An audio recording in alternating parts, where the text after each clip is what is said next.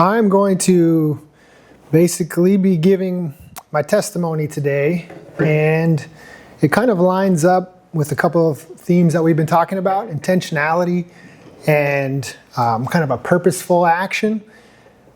The first book that I ever read was the book of James, and it was kind of forced on me from a youth pastor back in the day named Bud Brown at the Assembly of God. And he had challenged a bunch of us to memorize a verse. And I'd gone to church most of my entire life at that point, 15, 16 years. And I had never memorized a single Bible verse. I had done it, I guess, on a weekly basis. You recite it, and then by Monday, it was gone. I did my piece, and I was on to the next one. And there's a lot of things to be thoughtful of in the book of James. The verse that I memorized first was James 1:19, which says, "Wherefore, my beloved brothers, let every man be swift to hear, slow to anger, and slow to wrath." And so, slow to speak and slow to wrath, excuse me. And for me, those who know me, know I like to talk. And those who don't know me often think that I'm quite shy. And so what that boils down to is this verse has kind of been a theme even before I memorized it, which a lot of my family, imparted on me the value of listening and paying attention. And so I would often sit very quietly at events, at community functions, at dinners. But once you get to know me, I have a lot to say. And it's hard to balance those two. And the older I get, the more I feel I know and the more I feel I can contribute. So I really actually have to work harder at it as I've gotten older to listen more, speak less. And the anger part comes pretty easy for me. I'm a pretty chill guy. I don't get too high or too low very often. I want to give a little bit of background on James. He was Jesus' half-brother. And he did not follow Jesus while he was alive. He was not a Christian. He did not believe. And I think about that, and it's something that would, could you imagine being Jesus and your own brother doubts your significance? That's pretty crazy. That would have angered me, right? Jesus would have had every right to be angry that his own brother was not a follower. And I think we often, as a group, as a people, we kind of share that sentiment. And I think it couldn't be any more relevant for us that his own brother didn't know what he had with him until he was gone. And oftentimes it takes that for us. We have greatness around us. We have good family members. We have fortunate circumstances. And it often takes losing it to turn us around and incite a fire in us. And I think there's some value to be learned there that, we can focus on the now a little more. And James actually challenges us to do that in the book. He talks about folks, making these big business plans for grain and going and striking it rich, going to the city, these country farmers. And he kind of laughs and he says, how dare you, think that you can forecast tomorrow? We're just vapor on this earth. And it's pretty heart shaking for me when you hear that, because I'm a very analytical person. I like to plan. I like to set things in motion and see them to fruition. And basically it tells us, focus on right now. We gotta act now. We gotta be grateful right now. And we gotta be enduring right now. I think, I would be remiss if I didn't give a couple shout outs to folks who kind of taught me and brought me to Jesus. Pastor Mike Lewis and his wife Patricia, Anna Smith, my grandma Isabel, my uncle George. There's quite a few. There's a pretty extensive list. Andrew Wink was critical in my journey, and his then wife, now ex-wife Andrea.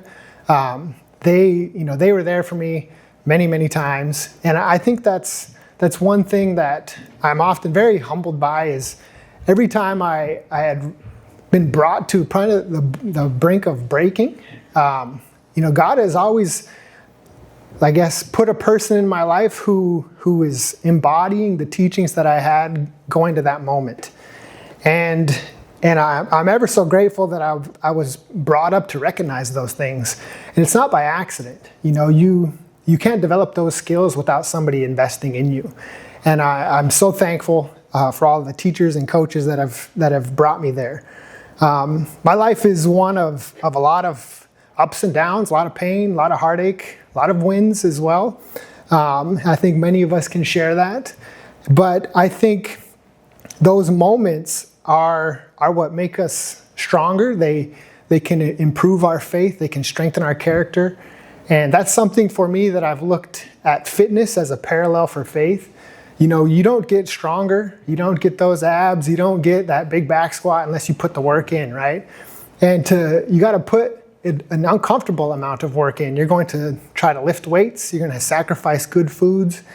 And it makes you fitter and stronger. And I think our faith is exactly the same. We got to go through hard times to learn to lean on God. We got to lose things. We got to bear, unfair criticism. We got to weather storms that we have no idea when they're going to end. And through that, we gain a stronger faith and better wisdom. And James calls us to do this. His letter is written to the early church, and it's not written to non-believers. It's written to us, the body, as a way to live our lives as Christians. And it's very short. I think it's 108 scripture or verses, and 50 of them are commandments. One statement, commandments. It's not black. It's very black and white. It's not broad. And my wife would really like that. She's a very direct person, and so she's never really dove into the book of James. So I encouraged her to after I've been working on this. It doesn't mince words. He says faith is not enough, and oftentimes you hear people say all you got to have is a little bit of faith, and James says quite the opposite. It's not enough. He says our faith is worthless unless it produces change in our environment, in our lives, in the people around us, in our workplace. It has to make a difference. And so what that means is, when you're asking for that faith and you're having God, fill you up, you got to take that energy, that newfound understanding, and you got to turn it into something and make an impact. And it might be just in your own life at times. It might be in your family, could be in your community, could be, in the workplace, but you got to turn it into something. And he says, quite straightforward that, we cannot be just hearers of the word.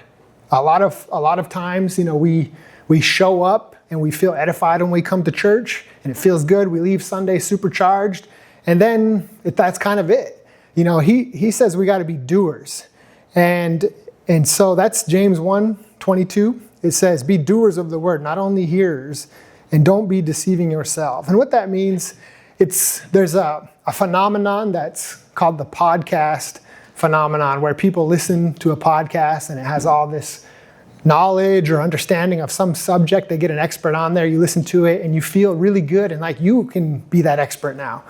But you haven't really learned or done anything, you just heard somebody else talk about it, and it makes you feel better. And we don't often turn that into action. And so he tells us to have these examples as things that we need to focus our faith on. It says faith endures in the midst of trials. It calls on God for wisdom. It bridles the tongue, sets aside wickedness, visits the orphans and the widows, and doesn't play favorites. And I think for us, that can be challenging. Each one of us probably has some strengths in each of those, but I think all of us can admit that we have some weaknesses in there as well. I think for me, one thing that has really paid dividends in my life is I'm good with everybody. I don't have any enemies. I wave at everybody regardless of their feelings for me. I've been that way since I was a boy. I've always been just walking down the road. I remember, being 10 years old, going around to my block, and former councilman, the late Blanchard Matt, he was commending me on, I'm always smiling, I'm always waving.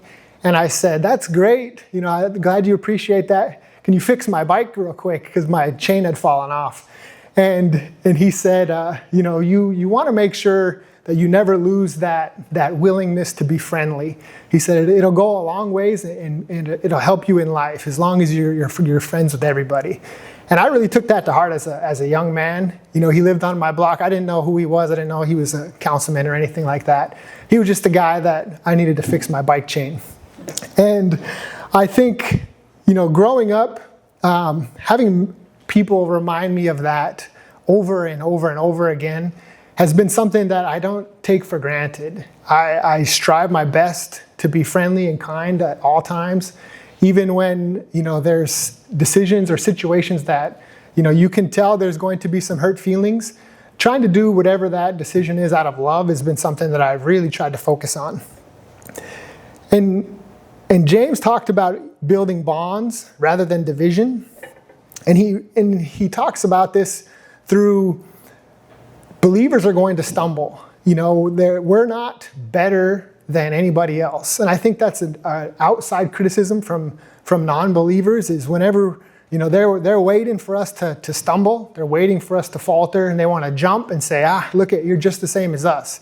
And he says that in here. We're all going to stumble. He says that faith cannot coexist with people who roll their eyes at the less fortunate, ignore the plight of others, or curse those in their path. So he's challenging us not to be praising God on Sunday and talking bad about people on Monday. And they cannot be one. We can't do both. And that's something that I think in a small town, it's always confusing for me that people are able to rally around something so negative so quickly. My whole life it's been like that. And yet when there's so much good around us, whenever we have visitors here, or the tourists that come here, they're so amazed at the beauty of the area, the strength of our community when people pass. And we don't often lean into that and brag about that and boast about that. But we're so quick to beat each other up, to criticize.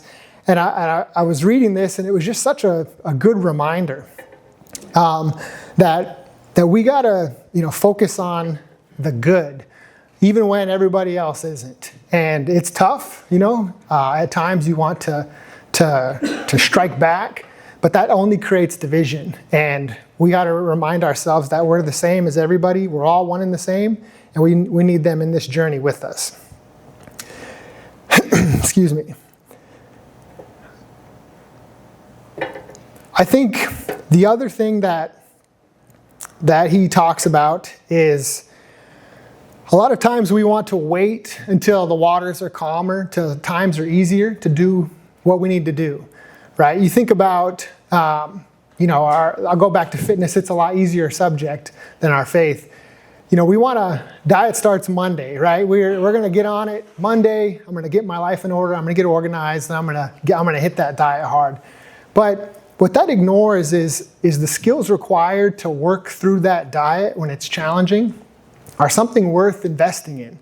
Rather than trying to make it easier, trying to simplify, we should learn and practice the skills to make good dietary choices even when it's difficult. And our faith is the same. We often want to say, well, I just got to get through this season, and then I'll volunteer at the church, then I'll give back in the community, then I'll do that event. But what really we should be doing is leaning in and pushing into those endeavors when it's not convenient, when it's not comfortable. And that's when the rewards are not only for us personally greater, but for those that we're going to touch as well. I think that leads me to reminding us that our walk with others is the same. We need to dive in when it's hard. We need to be a voice for good. We need to choose hope when it seems hopeless. We need to seek understanding and not trying to be right. We want to be doers and not just listeners. And we got to be intentional, we got to be diligent, and we got to be steadfast. The letter from James calls for us to speak when we need to during trials, to persevere those trials, to treat those around us who are less fortunate with good and love. And we need to act in accordance to the Word of God. And he says that many, many times. It kind of circles back over and over to that. And also, we need to be thanking God for our circumstances. We need to be thankful for those difficult times, for those tribulations, because we know that it's preparing us for something good. It's building a skill, it's building character, it's building something. And the silver lining is rarely visible during that moment. It's usually many, many years later, months later, you recognize what was happening. And I want to end with a little bit, and I hope this isn't too much of a downer, but James, he was the first Christian to die for Jesus. And I think, that it's pretty profound that he wasn't a believer until Jesus died. And then he became a pillar of the church and ultimately the first martyr for Jesus. And I think that speaks a lot. It kind of shook me when I was restudying this book. I hadn't dove into it in a while. And it's a reminder that when we choose to walk for God and for Jesus, and we choose to stand for something good, that we're going to be criticized and we're going to be attacked. It's going to be difficult. We're choosing a life of struggle, not of safety when we do this. And I think one thing that's worth noting, and this is a little bit of the positive of that, is the person who charged James and ultimately ended up in his death. He committed his life to Jesus on the way to watch James basically die. James kissed him and forgave him, and they died together for Jesus. And that's pretty crazy to me. To be looking at the individual who's basically responsible for your life about to be over, to kiss them on the forehead, and then to go meet death with them. And I think, on a much less serious note, we can all band together and stand together and support each other in the midst of darkness, in the midst of hate and criticism. And we can band together knowing that it's for a good cause, it's for the benefit of our community. And people like me who needed that all throughout my life growing up will benefit from that unity, from that bond, and that intentionality from all of us. So I just want to thank you guys. And hopefully, you can read that book. It's really short, and I encourage you all to. It doesn't take very long. You can read it in a one sitting and see what it gets for you. It's pretty straightforward, and it tells you exactly what you need to know. So thank you.